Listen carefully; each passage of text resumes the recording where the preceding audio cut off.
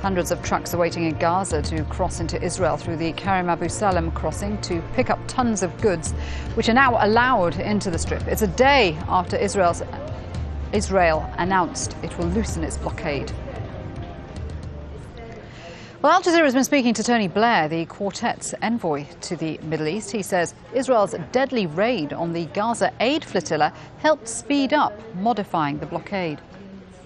And the tragedy over the flotilla focused everybody's minds. In fact, we had been negotiating with the Israeli government for some months changes to the policy, but this has brought it all forward, and it's given us the chance now to get to a sensible policy, which is to keep the weapons out and let the items for daily life for people in Gaza in. And I hope that this now gives a boost to the whole of the wider process and search for peace.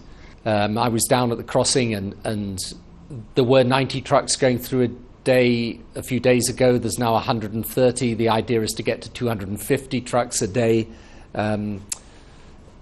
in weeks, frankly. So that should make a significant difference. Then we've got to expand the crossing capacity, got to work out the right role for the Palestinian Authority to come back there. But then we've also got to try and bring Gaza back into the whole of the process for Palestinian statehood, to unite Gaza and West Bank and to get things moving. It's also important that Hamas in Gaza try and help the situation too, right? So they could release the Israeli soldier, they would get many hundreds of Palestinian prisoners in return. You know, we could get to a situation where we were really opening up Gaza fully and properly.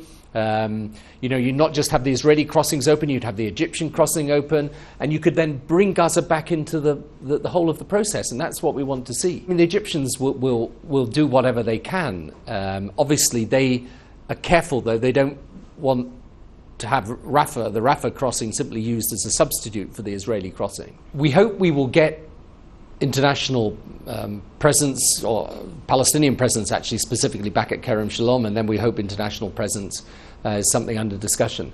But the issue is actually to get the stuff in, and the key question will be this commitment that I was receiving today about the numbers of trucks. I mean, that's the test.